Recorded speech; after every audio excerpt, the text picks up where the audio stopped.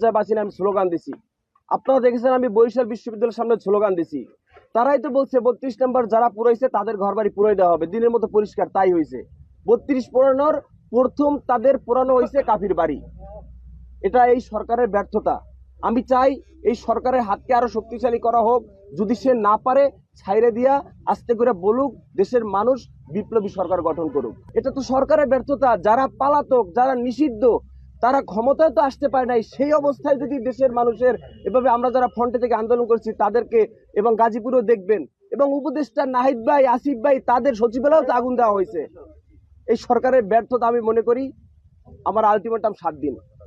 আমি 7 দিনের মাথায় রাজপথ দাঁড়াবো যদি বিচার না করা হয়, আমার ঘর যদি পূর্ণভাবে গঠন উঠানো শুরু না হয়। আপনি সরাসরি সন্দেহ করেন কিনা কাউকে? আমি ভাইয়া মিথ্যা কথা বলতে পারবো না। আমি কার নাম বলে কাকে বিপদে ফেলবো, আমি কাউকে এভাবে নাম বলার কোনো আমার নাই।